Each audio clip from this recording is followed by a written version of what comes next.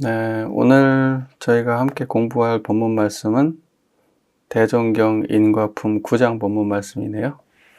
대종경 인과품 9장 함께 봉독하겠습니다. 한 사람이 여쭙기를 사람이 만일 지극한 마음으로 수도하오면 정업이라도 가히 면할 수 있겠나이까. 대종사 말씀하시기를 이미 정한 업은 조련히 면하기가 어려우나 점진적으로 면해가는 길이 없지 아니하나니.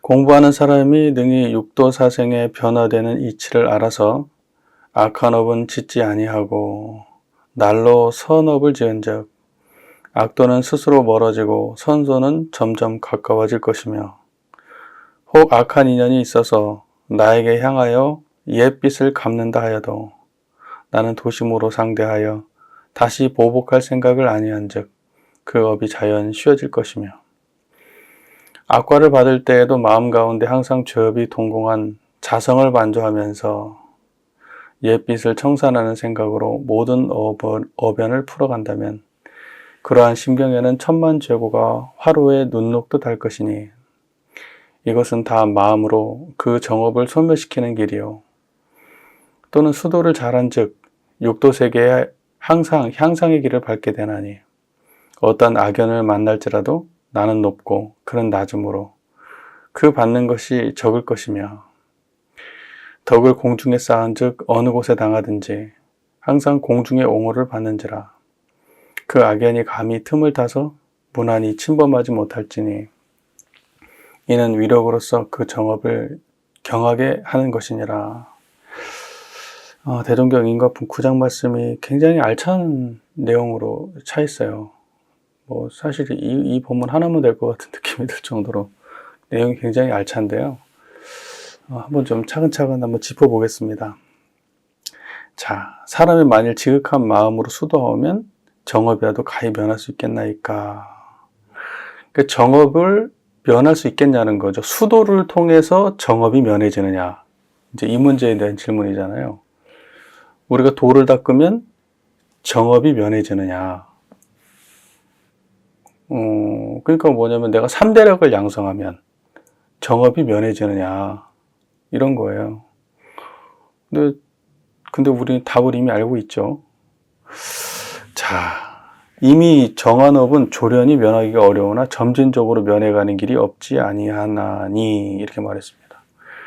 일단 정업은 면하기가 어려워요. 갑자기 없어지지 않아요. 내가 수행을 통해서 무슨 열반과 해탈을 뭘 얻는다고 해도 그거는 한 번에 내가 이제 내가 지은 업을 갖다가 안 받을 수는 없어요. 무조건 받게 돼. 하지만은 그 과정이 시간이 지나면서 받고 받는 과정에서 점점점 그 업이 점점점 약해지는 거죠. 그러니까 우리의 삶을 돌아보면은 우리가 공부를 열심히 하게 되면은 정업은 받는데 그 이후에 업을 생산하지 않는다는 거죠. 공부한다는 건 그런 거잖아요. 공부하는 사람은 정업은 수용하고 신업은 다지짓지 않는 거예요. 지금 여기 나와 있는 내용이 우리 참여문 내용하고 지금 거의 많이 연관돼 있어요. 정업은 이 핵심이에요. 정업은 받고 달게 받고 신업은 다지짓지 않는 거예요. 그러면 이제 정업을 닿게 받으려면 어떻게 해야 되겠어요? 내가 청정한 마음으로 받아야지. 그리고 이것을 억울하게 생각하지도 않아야 될 거고 억울하게 생각하지 않아야 보복할 마음이 안 나죠. 그리고 신업을 다시 짓지 않게 되는 거죠. 자, 그러면 이제 여기에서 그러면 신업을 다시 짓지 않는 것이 그러면 이제 이런 것도 있죠. 여러분 잘 아시죠? 내가 과거에 악업을 많이 지었어요. 그래서 나한테 그 악업 지은 걸로 인해서 어떤 결과가 돌아와요. 그러면 내가 이 사람과의 직접적 관계가 아니더라도 다른 곳에다가 좋은 업을 많이 지었어요. 내가 악업만 짓고 살진 않잖아. 악업도 짓는데 선업도 짓고 살잖아요. 나쁜 생각도 하는데 좋은 생각도 하잖아. 그게 섞여가지고 사는 게 우리 중생의 모습인데 안 좋은 것만 하고 살지 않고 좋은 것도 많이 하고 살았어요. 그러면 악업을 100개 짓고 선업을 100개 지었으면 악업과 선업이 플러스 마이너스 해가지고 0이 되나요? 안 돼요. 그런 거 아니에요. 여러분 잘 아시죠? 악업은 100개는 악업 100개대로, 선업 100개는 선업 100개대로예요. 예.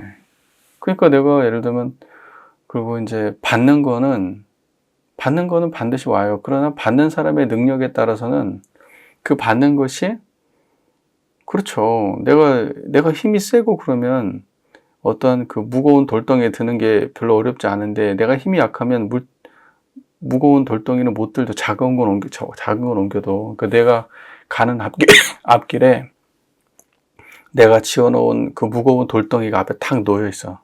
이거 지나가야 되는데, 내가 힘이 있으면 아무렇지도 않게 그걸 옮기지만, 힘이 없는 사람은 그걸 못 옮기고 끙끙대고 앉았을 거라고, 거기에. 이제 수행이라고 하는 거는 그 돌덩이 자체를 없게 만드는 게 아니라, 나에게 다 내 앞을 가로막고 있는 돌덩이를 치우는 능력이 그게 수행의 능력이에요. 그러니까 내가 열심히 수도를 열심히 하게 되면은 정업을 면할 수 있는 게 아니라 정업을 다루는 수준이 달라지는 거지. 정업은 못 면해요. 정업은 면할 수 없어요. 그거는 그냥 무조건 받는 거예요. 그러나 내 마음의 수준이 커지고 높아지면 쉽게 처리해요. 그래서 받는 거 아닌 것처럼 느껴질 정도로 쉽게 처리해요. 하지만 무조건 받아요. 그거는 뭐 우리가 상식적으로 다 아는 내용이죠. 근데 매우 중요한 내용이에요. 매우 중요한 내용. 그래서 우리가 수도를 해야 되는 거거든요. 수도를 안 하게 되면은 내가 간급에 놓여 있는 사람 같으면은 아무리 내가 지은 것이 작은 것이 작게 돌아온다고 그래도 그걸 못 견뎌가지고, 심리적으로는 이 조그마한 돌덩이인데 심리적으로는 엄청나게 큰 바위덩어리처럼 느껴진다고. 실제로는 조그만 돌덩이인데도. 그러니까 있는 것보다 훨씬 크게 받아들여지는 거예요. 그러니까 집에서 뭐 예를 들면 뭐 부부 관계가 있고, 자녀 관계가 있고, 뭐 친구 관계가 있고, 교당에서는 교도인들과의 관계가 있고 그렇잖아요. 근데 내 마음이 수도를 열심히 해가지고 마음이 커. 그러면 그런 게 오는데 그냥 별로 그렇게 어렵지 않아요. 다루는 게 별로 어렵지 않아. 그냥 어른들이 뭐라 그래도 그냥 아직 철 안 든 중생처럼 느껴지지. 자기 감정 조절 못하는 중생처럼 느껴지고, 그냥 좀 딱하고 조금 그렇지. 근데 내가 작아, 마음이. 그러면 못 견뎌요. 나 이거 떠나야 되나 막 이제 이러고 저 사람 때문에 못 살겠네 이제 이러고 이렇게 돼요. 인생 괴로워지는 거야. 그러니까 세상에 공부하는 사람하고 공부 안 하는 사람은 하늘과 땅 차이예요. 똑같은 문제를 대하는 수준이. 그래서 작으니까 작은 문제를 작게 아무렇지도 않게 처리할 수 있는 사람은 그냥 거기서 끝나는데, 공부 안 된 사람은 어떻게 돼요? 작은 문제를 처리할 수 없으니까 그게 엄청 큰 문제가 돼버려. 이렇게 했다 저렇게 했다 막 별짓을 다 하다가 막 헤어나보려고 저쪽 사람한테 이거 어떻게 해야 되고 얘기했는데, 또 그 사람이 말을 전해가지고 막 더 커지고 막 편이 나눠지고 막 네 편 내 편 하고 막 이제 그런 지경까지 가버려. 다 왜 그래요? 마음이 작아서 그래요. 작아서. 마음이 크면 아무 문제 없어요. 그냥 쓱 지나가고 말아. 그냥 경계가 없었던 건 아니지? 하지만 나에게는 경계가 아니야. 나에게는 아무렇지도 않게 지나가. 이제 조련이 면할 수는 없어요. 갑자기 면할 수는 없는데, 졸지에 무슨 조련이 갑자기 그거를 해결을 한다? 내가 수도하니까 갑자기 모든 게 없어졌다? 아니, 정업은 와. 근데 수도가 깊어지면 그 수도가 깊어지는 수준에 따라서 다가오는 경계가 점점 아무것도 아니야. 그게 조련이 면해가는 거예요. 무슨 말인지 이해가 되시죠? 면해가는 거예요. 그러다가 나중에는 경계가 없다니까. 경계가 없어. 다른 사람한테 안 좋은 일 할 일도 없고, 다른 사람한테 안 좋은 일은 왜 해요? 왜 안 좋은 업을 심을까? 안 좋은 업이라는 게 한마디로 탐진치인데, 탐진치 가지고 우리가 안 좋은 업이 되잖아요. 신구 삼업이잖아. 몸과 입과 마음으로. 그 안 좋게 나가면은 그게 신구 삼업이 탐진치에 끌려가지고 신구 삼업을 지으면 그게 악업이 되고, 탐진치에 끌리지 않고 청정한 마음으로 신구의 삼업을 지으면 그게 악업이 안 되고 선업이 되거든. 근데 우리는 탐진치를 해결하지 못하는 존재들이라서 악업을 짓고 사는 거 아니에요. 신구 삼업으로. 탐심에 끌려서, 진심에 끌려서, 치심에 끌려서. 근데 내가 공부가 잘 되면 탐진치가 없잖아요. 탐진치가 없으니까 신구 삼업을 짓는 데 있어서 나쁜 업을 안 짓지. 나쁜 업을 안 져. 굳이 질 필요가 없지. 왜냐면 내가 탐진치가 없는데. 탐진치가 약해. 안 지을 수는 없어. 내가 부처가 아닌 이상. 탐진치가 완전히 사라지지 않은 이상 안 지을 수는 없는데, 탐진치가 점점점 농도가 약해지고 다룰 수 있는 수준이 되면은 탐진치에 끌려가지고 삼업을 짓질 않아요. 자, 그러면 이제 뭐냐, 점진적으로 변해가는 거예요. 내 업을 점진적으로 변해가는 거. 수도함에 따라서. 이 정도면 해결된 거야, 사실은. 그죠?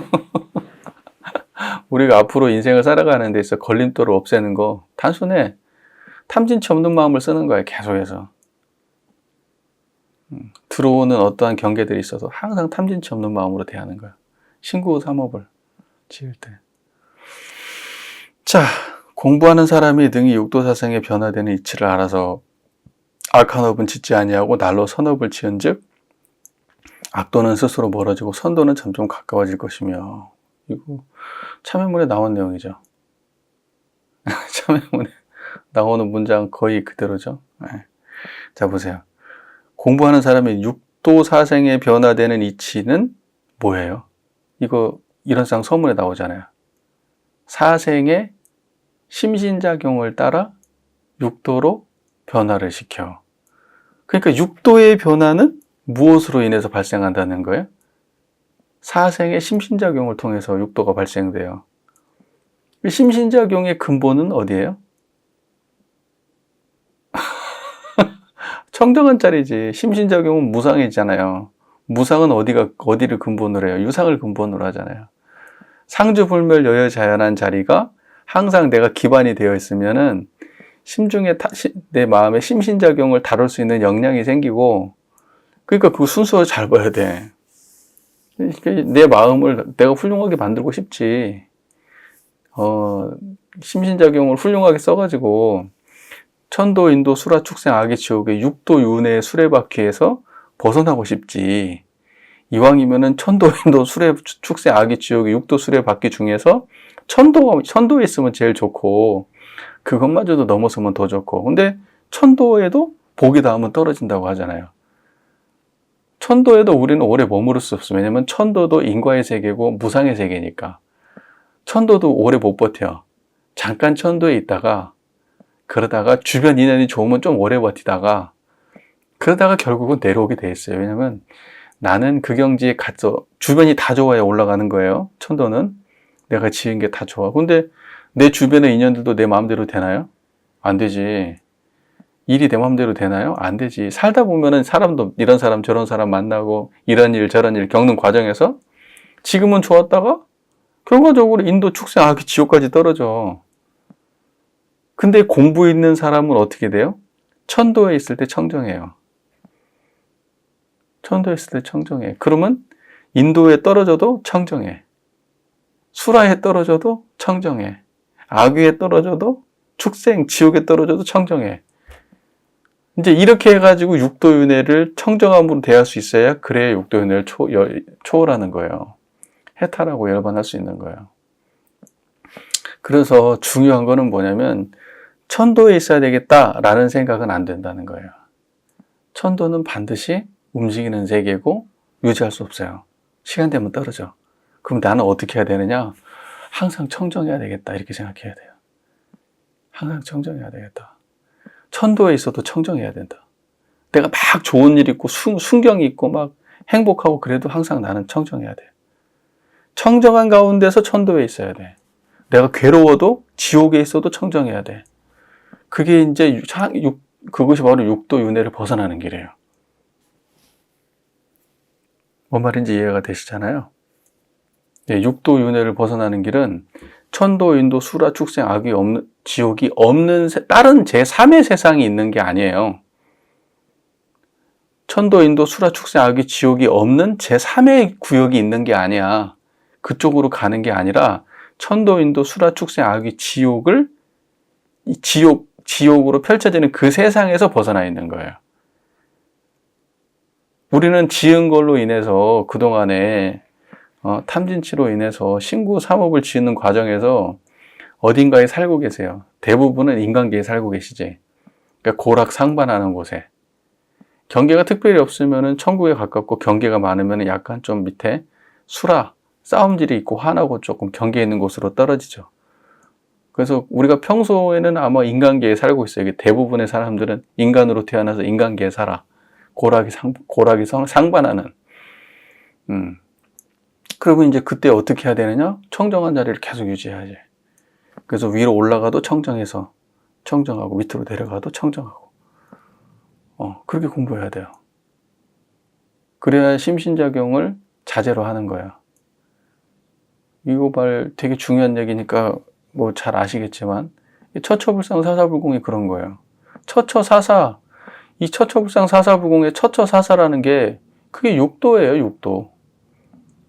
천도인도 수라 축생 악귀 지옥의 육도가 처처예요. 그곳 천도의 처에도 인도 수라 축생 악귀 지옥의 처에도 그게 처처예요. 거기에 처해도 어떻게 되냐? 부처님을 떠나지 않아야 돼. 그래야 바로 그곳에서 내가 구원받는 거예요.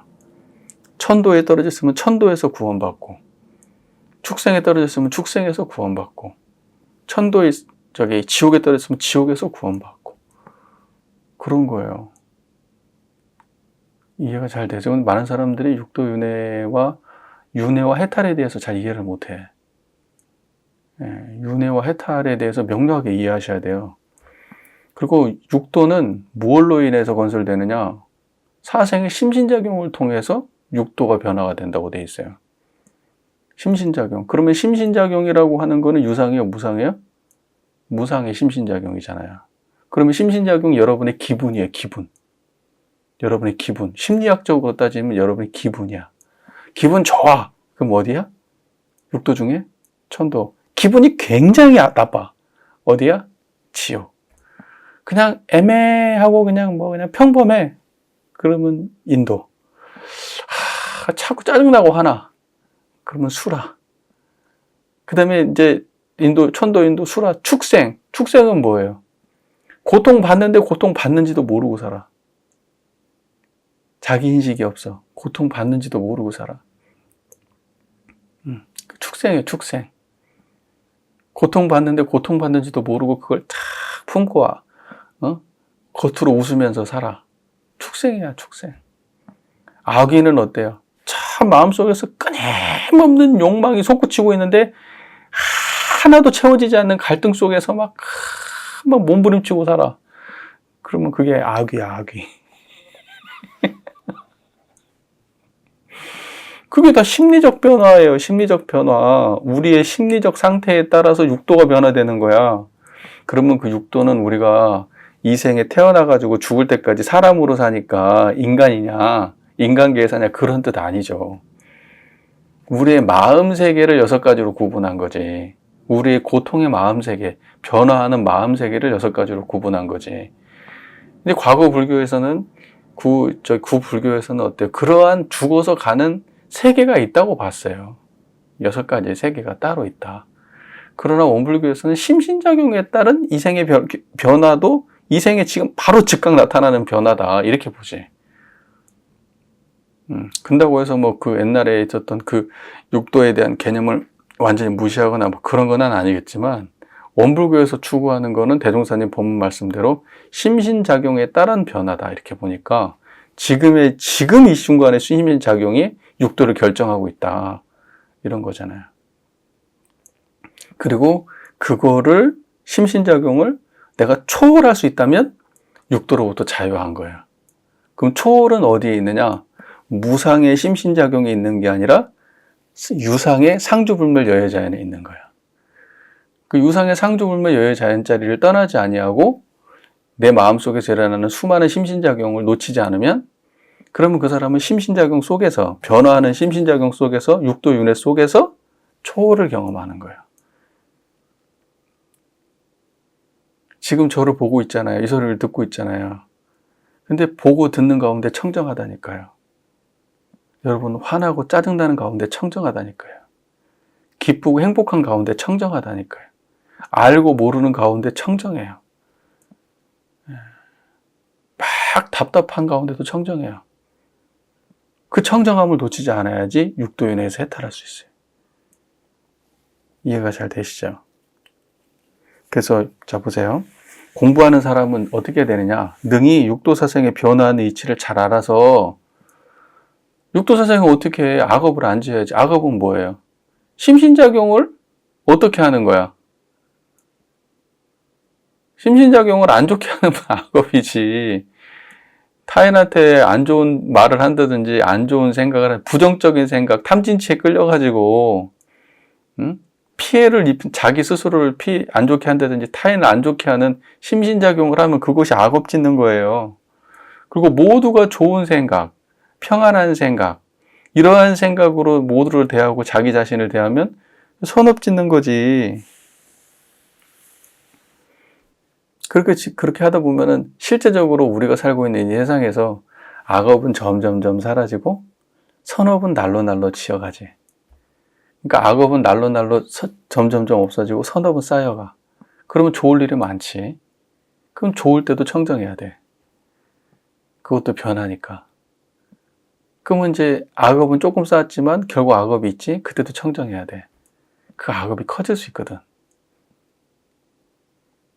그래서 공부하는 사람은 살얼음판 걷는 것처럼 산다고 해요, 인생을. 육군 동작하는 모든 순간을 조심하는 거야. 악업을 쌓지 않고 선업을 쌓으려고. 그러니까 그게 참 우리가 공부하는 사람이 일상을 살아가는 이런 거를 잘 아는 사람들은 일상을 살아갈 때 내 심신작용을 굉장히 조심하죠.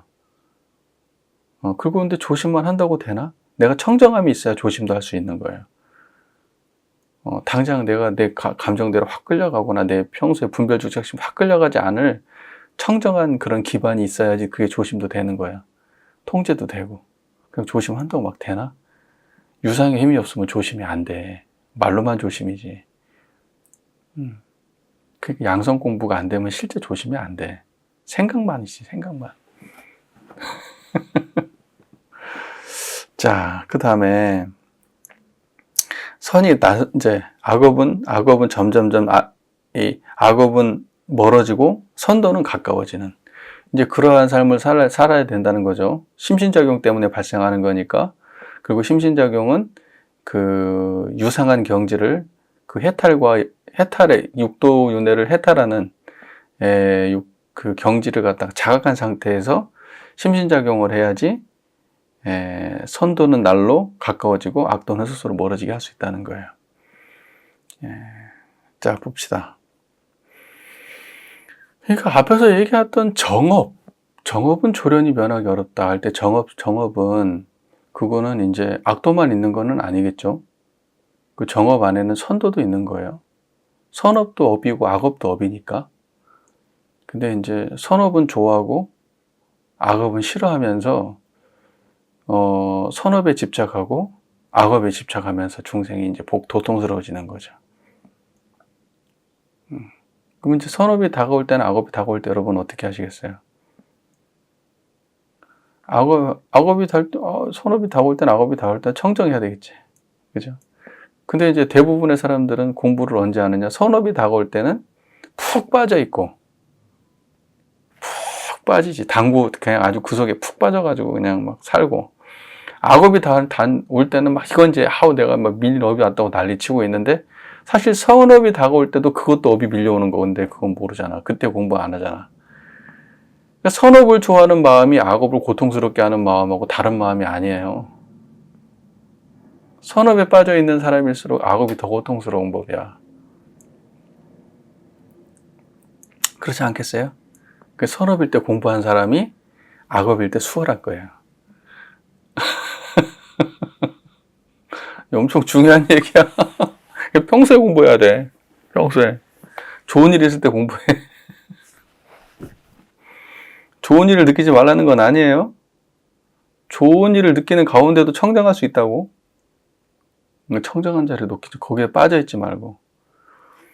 자, 그리고 두 번째 뭐라고 했냐. 혹 악한 인연이 있어서 나에게 향하여 옛빚을 갚는다 하여도 나는 도심으로 상대하여 다시 보복할 생각을 아니한 즉 그 업이 자연 쉬어질 것이며. 악한 인연이 나에게 보복을 해요. 근데 어떻게 대하라고 말씀하셨어요? 도심으로 상대하라고 했어요. 도심으로. 그럼 그때 도심은 뭐가 있어요? 이론상이겠지. 그러니까 그 청정한 마음으로 상대하라는 거예요. 나쁜 사람이 나한테 다가올 때 도심으로 상대하라고. 지금 계신 그곳에서 약간 정신적으로 좀 문제가 있는 분이 찾아오셔가지고 상당히 피곤하잖아. 그러면 나는 지금 그 사람을 대함으로 해서 내가 지금 굉장히 피곤함을 느꼈는데, 그 피로감도 느끼고 두려움도 느끼고 스트레스가 좀 오잖아요. 그럼 내가 어떻게 대해야 될까? 청정해야지. 다른 길이 없지. 다른 길이 없어. 다른 길이 있으면 좋겠어. 다른 길이 없다니까? 그 사람 어떻게 멱살잡이 할 거야? 다음에 오지 말라고? 경찰에 신고할 거야?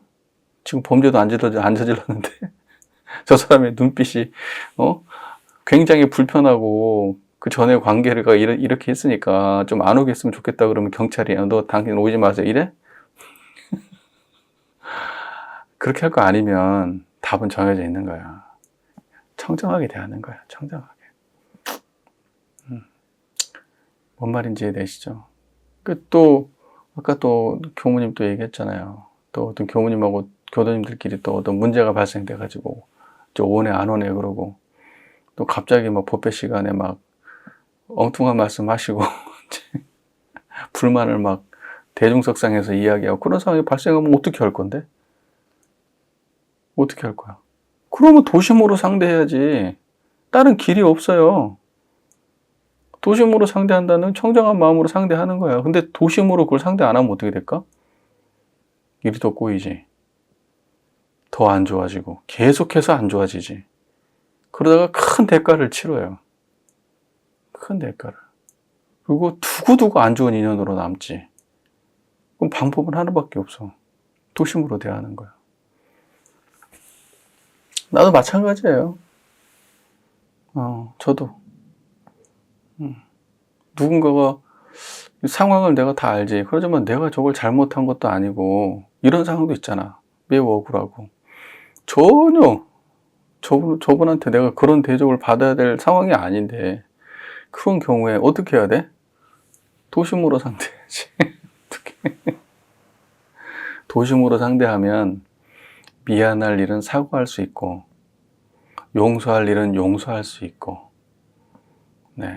그 다음에 수많은 그 사람으로 인한 미운 마음도 내려놓을 수 있고 그렇게 되는 거잖아요. 도심이라고 하는 말이 막연한 말이 아니고 지금 청정한 이 자리를 말하는 겁니다. 불성, 자성으로 대하라. 부처님 마음으로 대하라는 뜻이에요. 도심으로 대하는 거예요. 부처님 마음이 청정한 거니까. 우리가 모시는 부처님은 청정 법신불이니까. 그 법신불을 모시고 부처님의 경지로 타인을 대하면 그러면 그게 자비행이고 불공하는 길이고 선업 짓는 일이고 그렇게 되는 거죠. 그러면 그 업이 자연히 쉬어진다. 자연히 쉬어진다. 네, 이건 확실히 맞는 말 같아요. 막 좋아지는 건 아니라도 쉬긴 쉬어. 확실히. 내가 반응을 갖다가 어떻게 하냐에 따라서. 그냥 무시하는 것도 반응이에요. 무시하는 거는 내가 무반응이 아니고 무시하는 건 반응이 될 수 있어요. 그러니까 무시하는 것이 내가 저 사람하고 안 대해야지 해가지고 이거 잘못 이해하면 그럴 수가 있다고. 이 법문을 잘못 이해하면 내가 저 사람 상대를 안 해야만 되겠지. 자꾸 상대하니까 이 문제가 발생되니까 대종사님 말씀대로 보복하지 말고 상대하지 말자. 그러면 그거 상대방이 느껴 안 느껴요? 무시받는다고 느껴요. 그거 행위하는 거예요. 그러니까 대할 자리에서 피한다고 되는 것도 아니고 대할 때 청정하면 돼요. 미운 마음도 싫어하는 마음도 또 좋아하는 마음도 안 내고 창창한 마음으로. 매우 어려운 얘기지만 그것이 가장 확실한 얘기예요. 대부분의 사람들은 보복할 마음을 내지 않아요. 저 사람이 나에게, 내가 먼저 저 사람한테 뭔가 말이나 표정으로 행위로 뭔가 실수를 했다 하더라도 그 사람이 너무 과하게 나오거나 너무 예의 없이 나오게 되면, 그러면 내가 먼저 잘못을 한 것이 분명하다 하더라도 나는 더 훨씬 더 그건 아니지, 내가 아무리 이렇게 했어도 네가 나한테 이렇게까지 할 건 아니지, 이런 마음이 나서 보복하게 되지. 화내고 짜증나게 되지. 우리는 그러면서 화를 키우는 경우가 많지 않아요? 나는 일밖에 안 준 것 같은데 제가 나한테 일을 돌려받으려고 하니까, 일이면 일만 돌려줘야 되는데 일인데 일을 받으려고 하니까. 근데 사람들이 꼭 그래요. 자기가 이렇게 받은 거는 엄청 크게 느껴지고, 저쪽에서 사고한 건 너무 아무것도 아니고 저 사람 형식적으로 느껴지고, 그래서 항상 문제되잖아요. 그러니까 이제 그런 것도 전부 다 뭐냐면 우리 마음속에서 정돈되지 않은 분별 주착심들의 소산이니까 결국 청정하면 해결돼요. 거기 안 끌리면. 참 말이 쉽다, 그죠? 네, 실제는 진짜 어려운데 말은 쉬운 거야. 여러분 그렇게 살고 계시죠? 저도 그러려고 참 고군분투하고 살아가요. 애쓰고 살아가요. 뭐 하다못해 우리 집 애들하고도 그럴 때가 많지. 저 말 버장머리 없게 하네. 뭐 이제 이런 느낌 확 올 때 있잖아요. 저놈을 혼쭐을 내줘야 되나? 막 이제 뭐 이런 생각이 들 때도 있고. 애들하고 상대할 때 내가 더 옹졸해지는 것 같아. 애들 상대할 때. 정말 작아지더라고. 근데 애들이 또 이게 거침이 없어. 이 보장머리 없는 것들이 말하는 게.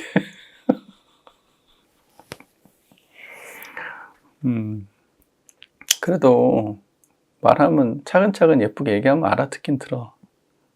뭐 그렇게 인성이 나쁜 애들은 아니어가지고. 자, 그다음에 악과를 받을 때에도 마음 가운데 항상 죄업이 동공한 자성을 반조하여. 그렇죠. 악과를 받을 때에도 마음 가운데 항상 죄업이 동공한 자성을 반조하라 돼 있네요. 그러니까 악한 결과를 받아. 그러면 어떻게 해야 돼요? 죄업이 동공한 자성을 반조해야 돼. 이 다시 말해서 청정한 자리를 지키라는 뜻이에요. 청정한 그 자리가 죄업이 동공한 자성이에요. 그러니까 내가 무언가가 나한테 악한 결과가 나왔어. 내가 좋게 하려고 하지만 항상 좋은 결과가 나오는 건 아니잖아. 열심히 노력했지만 악한 결과가 나올 수 있어요. 안 좋은 결과가. 또는 내가 실제로 그걸 지어서 그런 결과가 올 수도 있고, 그걸 의도하지 않았지만 그 잘못될 수도 있어요. 사업을 했다가 실패할 수도 있는 거예요. 또는 시험 준비를 했는데 시험에 떨어질 수도 있는 거예요. 또는 저 사람하고 친해지고 싶었는데 잘못될 수도 있는 거예요. 결혼해가지고 행복하고 싶었는데 잘못될 수 있잖아요. 자녀를 위해서 막 투자를 많이 했는데 자녀가 내 뜻대로 안 될 수 있잖아요. 자동차를 샀는데 산지 며칠 만에 할부로 샀는데 돈도 없어서 간신히 샀는데 비싼 차가 사고가 날 수도 있잖아요. 그것도 내 실수로. 그러면 나는 이제 그 자동차 빚 갚아야 되잖아요.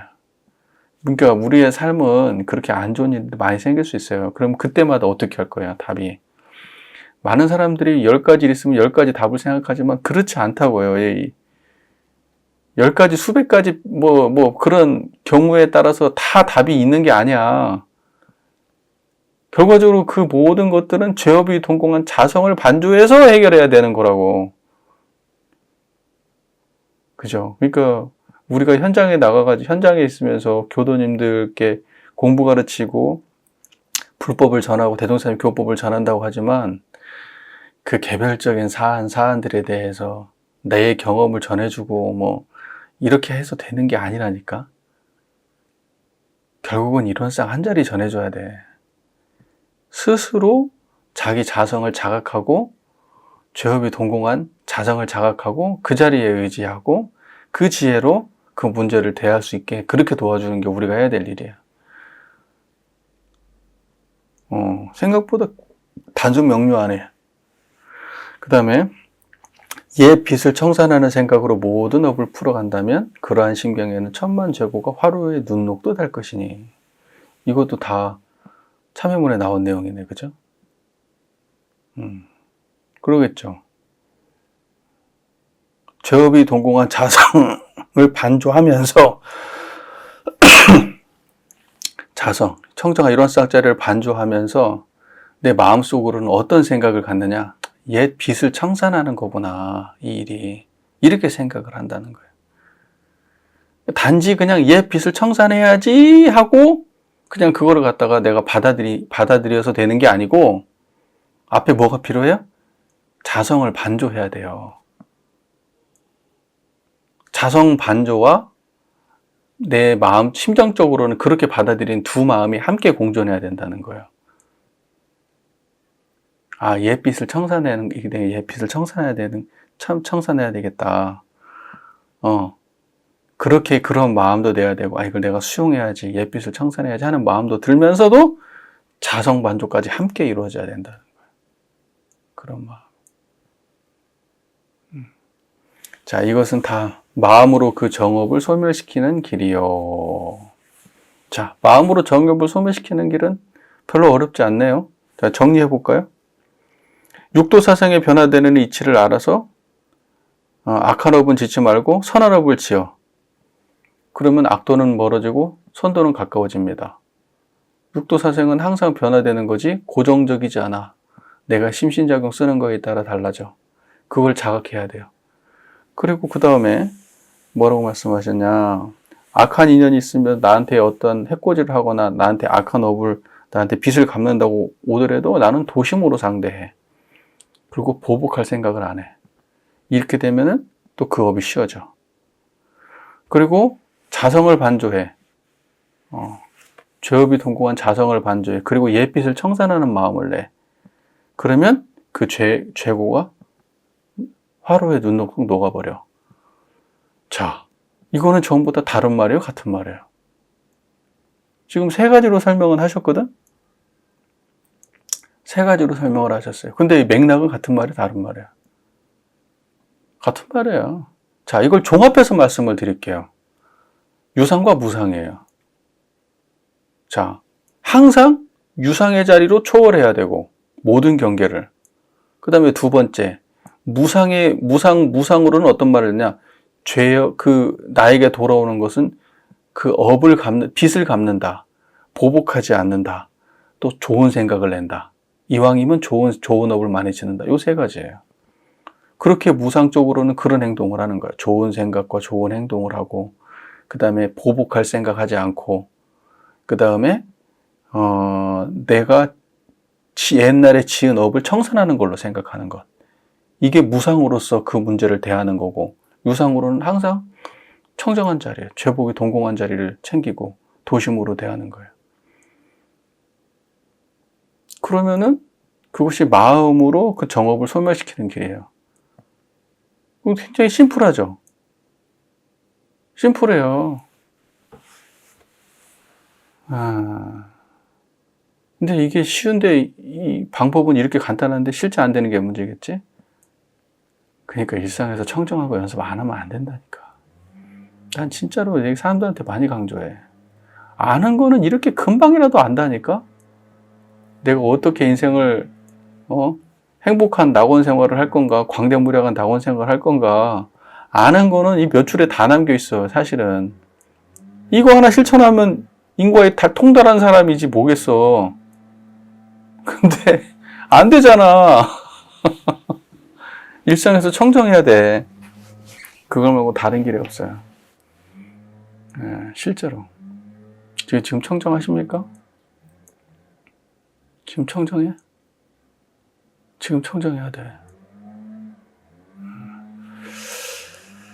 자, 그 다음에 또는 수도를 잘한즉, 자 이제 수도를 잘한즉 육도 세계에 항상 향상의 길을 밟게 되나니 어떠한 악연을 만날지라도 나는 높고 그는 낮음으로 그 받는 것이 적을 것이며. 자, 육도 세계 속에서 향상의 길을 밟아. 점점 위로 향상의 길을 밟아. 그러면 내 위치가 높아지겠죠.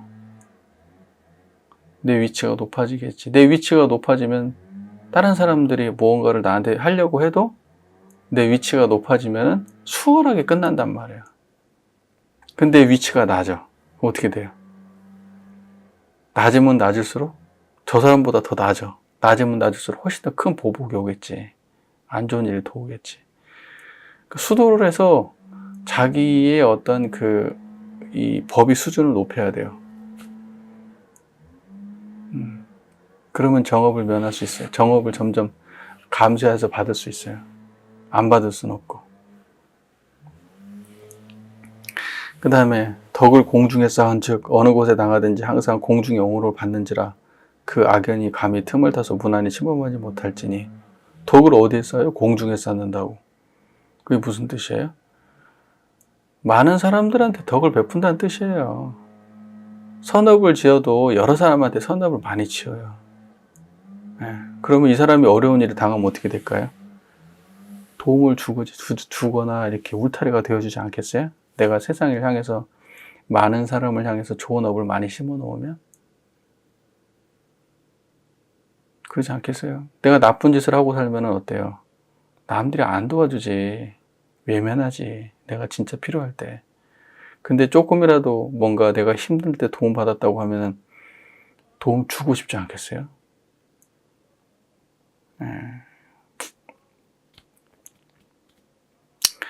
자, 이는 위력으로서 그 정업을 경하게 하는 것이니라. 그래서 두 가지에 대해서 말씀하셨어요. 하나는 마음으로 정업을 소멸시키는 길. 하나는 위력으로서 정업을 경하게 하는 것. 이 두 가지.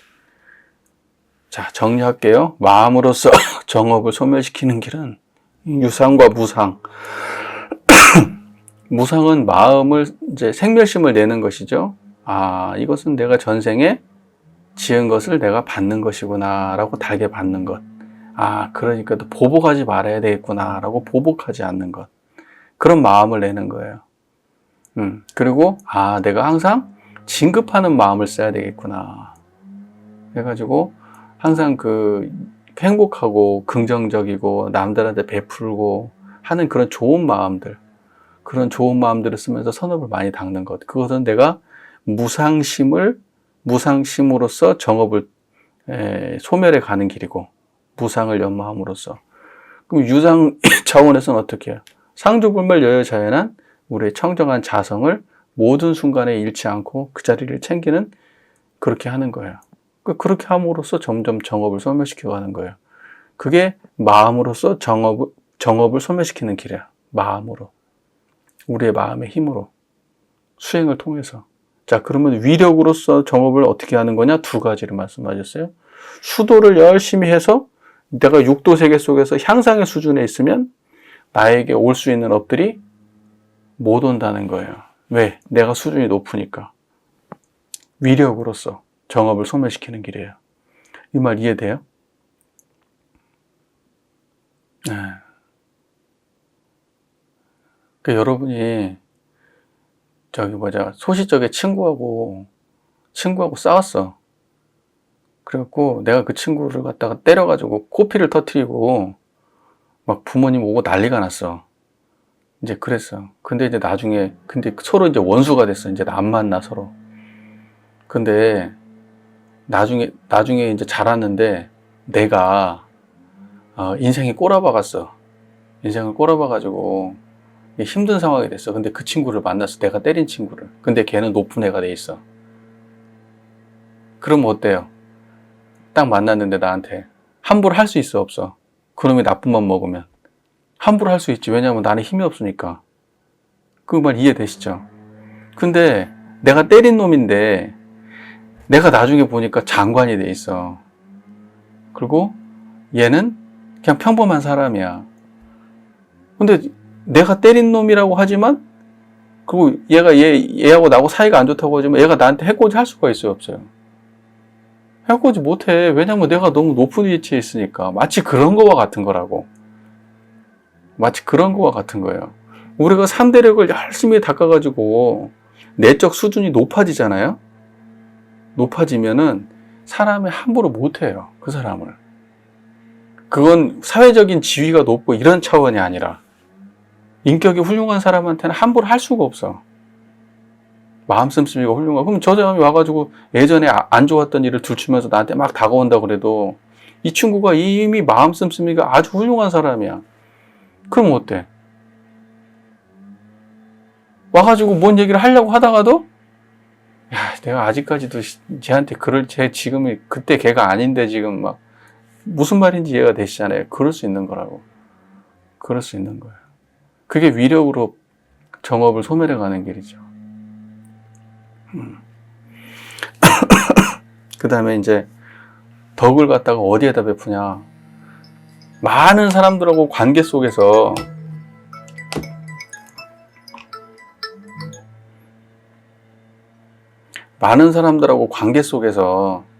이렇게 좋은 선업을 갖다가 많이 뿌리고 살잖아요. 그러게 되면은 그 사람이 나를 갖다가 촘촘히 메꿔주잖아. 촘촘히 메꿔주잖아. 그러니까 누군가가 나한테 해코지 하려고 하는데 주변에서 다 막아줘. 나에 대해서 막 안 좋게 얘기해도 그 사람들이 다 도와줘. 야, 걔 그렇지 않아. 너 잘못 알고 있는 거야. 어? 얘 힘들 때 이렇게 이런 사람도 도와주고 이렇게 하는데 야, 너 그렇게 해본 적 있어? 어? 너 그렇게 쓰면 네가 나쁜 놈이지. 이럴 수 있는 거야. 주변에 덕을 많이 심어놓으면 사람들이. 그러니까 안 좋을 일이 올 일이 별로 없어요. 그리고 뭐 해보겠다 그러면 다 도와줘 사람들이. 그 사람 왠지 도와주고 싶어. 이제 그런 게 이제 위력으로서 정업을 경하게 하는 것이다. 자, 우리가 이렇게만 하도 얼마나 좋아요, 그죠? 네. 이 법문이 참 많은 시사를 주죠. 네. 우리는 참 그 법문의 홍수 속에 살아. 어찌 보면 지금 대동사님 말씀해 주신 법문도 엄청 많은데 그 중에 한두 가지도 제대로 실천 못하고 사니까 그런 거야. 이 모양이 꼴인 거지. 이거 하나라도 우리가 실천하면 살면 얼마나 좋겠어요. 머릿속에 다 넣고 살 수는 없는데 이거를 하나로 관통하는 원리가 있어요. 그게 이론상이고 청정한 거예요. 항상 청정함을 챙기면 이 모든 것들이 수월하게 따라와요. 마음도 긍정적으로 나고 또는 갚을 마음도 보복할 마음도 안 생기게 되고 그 다음에 또 수용하는 마음도 생기는 거고 그렇기 때문에 그걸 하나로 관통하는 손쉬운 공부가 일상에서 항상 청정한 거예요. 담담한 맛을 길들이는 거예요. 그렇게 우리가 공부해 갔으면 좋겠습니다. 정업은 그 움직이지 않는 업을 정업이라고 그래요. 정할 정자 정업. 정해져. 왜 그러면 그걸 정업이라는 표현이 왜 나온 거냐면은 불가에서는 지금 현재 받는 것이 인과적으로 과거에 지은 것을 지금 받는다고 본 거예요. 과거에 안 지은 걸 지금 받지 않아. 지금 받은 거는 과거에 정해진 업이야. 왜 그러냐면 지었으니까. 그런 업을 받을 행위를 했으니까. 신구 삼업을 지었으니까. 그러면 지금 만나는 인연은 내가 무언가 지었으니까. 내가 지금 악한 인연을 만나는 것도 내가 지었으니까. 내가 선한 인연을 만나는 것도 내가 지었으니까. 또 내가 그러한 생각, 그러한 인연을 만나고 이러한 생각, 저런 생각 하는 것도 내가 지었으니까. 내가 학습된 거니까. 이런 걸 정업이라고 하는 거예요. 내 얼굴이 이렇게 생긴 게 정업이다? 그것도 정업이지. 내 몸이 이렇게 생긴 것도 정업이다? 정업이지. 부모님을 그런 사람 만나고 친구를 그런 사람 만난 것도 정업이지. 그 과정에서 발생되는 수많은 갈등과 행복도 정업이지. 그렇게 외형적으로만 정업을 말하는 게 아니고 내가 지었던 것, 지어서 반드시 받을 수밖에 없었던 걸 정업이라고 하는 거예요. 무슨 말인지 그 말 이해되시죠? 그러니까 지어놓은 업을 정업이라고 하는 거예요. 지어놓은 건 무조건 받게 되기 때문에. 정업의 개념은 그런 거예요. 그러니까 예를 들면은 어디서부터 어디까지가 정업이냐. 우리가 정업 아닌 게 없어요. 외모도 정업이야. 근데 요즘에는 정업도 바꾸되 얼굴 막 많이 고쳐가지고 예뻐지고 하잖아요. 어떤 사람은 처음에 뚱뚱하게 태어났는데 운동해서 날씬해지기도 하잖아요. 노력에 의해서 바뀔 수가 있어요. 처음에 딱 받는 거기까지가 정업이지. 정업은 면할 수가 없어. 무조건 받게 돼. 하지만 그 정업을 대하는 우리의 태도에 따라서 그거는 또 다른 업을 발생시킬 수가 있는 거예요. 악업을 받았는데 선업으로 바꿀 수가 있는 거고, 또는 선업으로 온 인연을 악업으로 되돌릴 수도 있는 거예요. 하지만 안 받을 수는 없다. 그런 개념에서 정업이라고 하는 거예요. 업은 계속해서 바뀌어가는 과정에 있는 거예요. 한순간도 머물지 않죠. 그래서 무상이라고 말하잖아요. 심신작용이 어떻게 바뀔 수가 있겠어? 다 무상이지. 그리고 얼굴이 못생기게 태어났다? 못생기게 태어났는데 어떤 사람은 그 못생긴 걸로 성공해. 코미디를 해가지고 성공하는 사람도 있어요. 그리고 얼굴은 못생겼는데 다른 개성이 있어. 그걸 커버할 만한 개성. 그래서 얼굴 못생긴 사람이 예쁜 여자 만나서 결혼해요. 그래서 그것이 그 사람의 인생의 전부를 좌우하는 게 아니야. 그러한 외모를 타고났지만 그 사람이 생각하고 판단하는 거에 따라서 그 사람의 외모보다 훨씬 더 다른 모습으로 좋게 바뀌어갈 수가 있는 거죠. 외모를 바꿀 수는 없지만. 교통사고가 나가지고 몸이 그 반신불수가 됐어. 그럼에도 불구하고 어떤 사람들은 유튜브에 나와가지고 긍정적인 마인드를 제공하고 또는 그런 사람들을 갖다가 그 사회에 바른 생각을 갖다가 이렇게 가지고 사회에 적응할 수 있도록 많은 사람들의 인식 개선을 위해서 도움을 주면서 또 제2, 제3의 인생을 살아가는 사람도 있잖아요.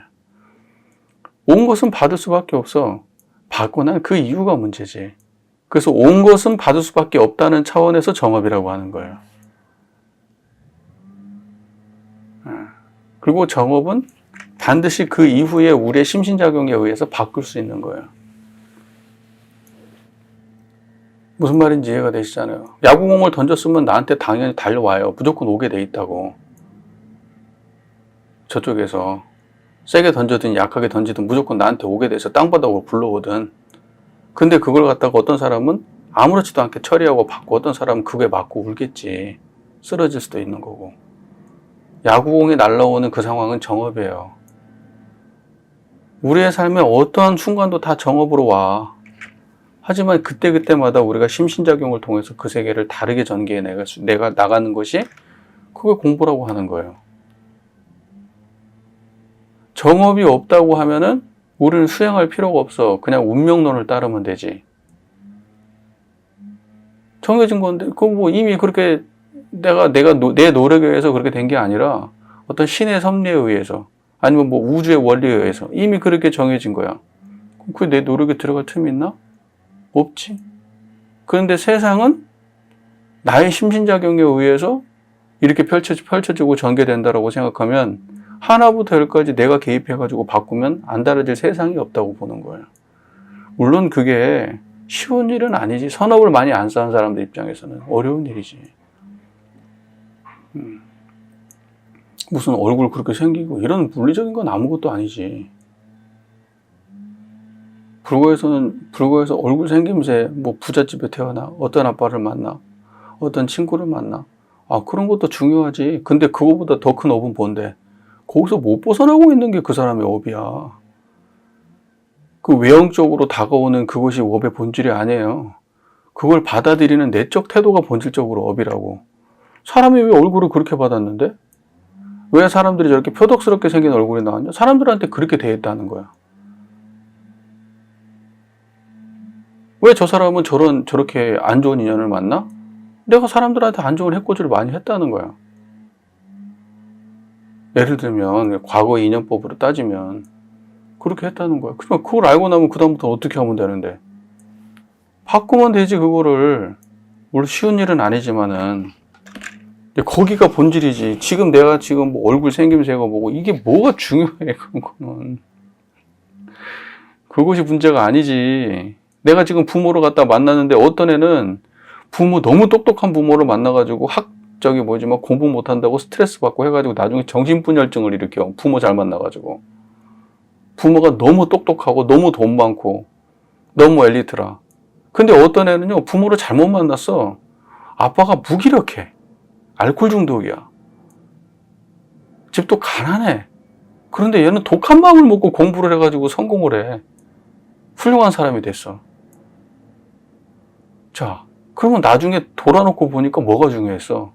그 사람이 태어난 환경이 중요했던 거야? 아니면 걔가 먹었던 마음 상태가 중요했던 거야? 물론 이게 쉬운 일을 너무 쉽게 말로 하니까 쉬운 것 같지만 쉬운 일은 절대 아니지. 예. 엄마 아빠가 하나부터 열까지 다 해주는 아이들 만났잖아요? 그러면 그 아이는 자력이 없어요. 아빠가 무능하잖아요? 그럼 그 아이는 하나부터 열까지 자기가 생각해서 해야 돼. 왜냐하면 생존해야 되니까. 하나부터 열까지 다 챙겨주면은 자기 생존을 다른 사람한테 자기 생존을 자기가 책임질 필요가 없어. 다른 사람이 다 해주니까. 그러니까 항상 의탁하는 생활을 하게 돼. 그런데 부모가 부족하니까 내가 살아남기 위해서는 내가 잘해야 돼. 내가 생각하고 내가 판단해야 돼. 철이 빨리 들어. 길을 빨리 잡아. 부모가 엄청 부잣집에서 태어났는데 자기가 이제 뭐 쾌락은 다 누려보고 나중에 마약하고 이제 그렇게 해가지고 인생 말아먹는 애들도 있잖아요. 돈이 없어서 그랬어요? 걔네들이? 부모가 무식해서 그랬어요? 그런 거 아니라고. 그러니까 중요한 거, 정업할 때 이건 외모 이런 걸 말하는 게 아니야. 가장 핵심되는 거는 우리가 심신작용이 항상 습관처럼 우리도 모르는 가운데 하는 그 심신작용, 그게 정업의 본질이에요. 그게 우리 삶을 훨씬 더 크게 좌우해. 육도윤회를 좌우하는 게 뭐야? 사생의 심신작용이라고 되어 있잖아요. 육도윤회를 좌우하는 게 심신작용이라고. 그러니까 내가 지금 내가 무슨 돼지의 몸을 받고 무슨 소의 몸을 받았다? 심신작용 문제라고 보는 거지, 그게.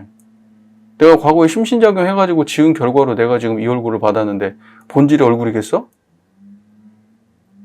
심신작용이겠지? 그래서 정업의 문제는 심신작용에 가까운 거지 외적인 데 가까운 게 아니에요. 그거는 심신작용의 결과로 나온 거니까. 그리고 우리가 지금 다뤄야 될 거는 변화되지 못하는 지점에 대해서, 물리적 지점에 대해서 다루는 게 아니에요. 정업은 주어져요. 이미 얼굴도 주어지고 어머니도 주어지고 친구도 주어지고 환경도 주어지고 다 주어져. 건강도 주어지고. 건강도 다 DNA 다 유전받는다고 하잖아. 이빨 안 좋은 사람들은 다 부모님 이빨 좋은 사람들은 관리 안 해도 막 짱짱해. 나이 먹을 때까지.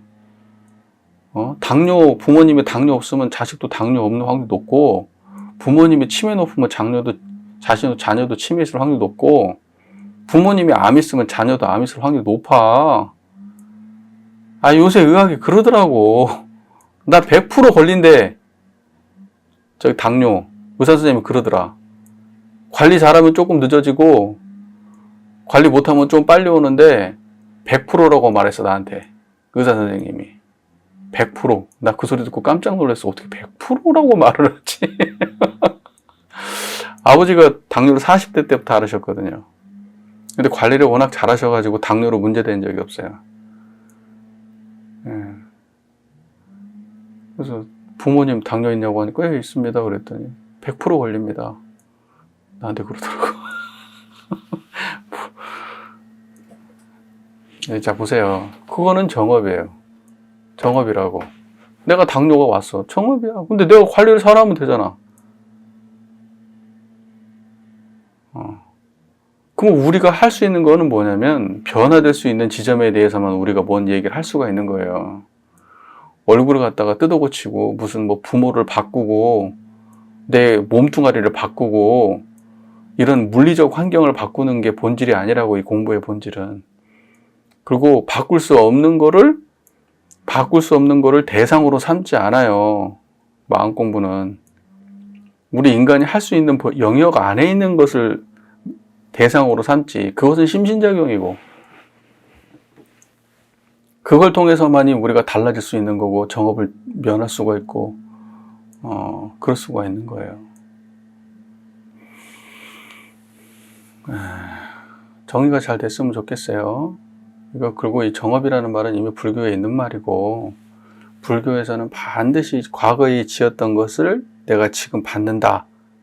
그것은 면할 수 없다. 정해진 것이다. 라는 의미에서 정업이라고 썼어요.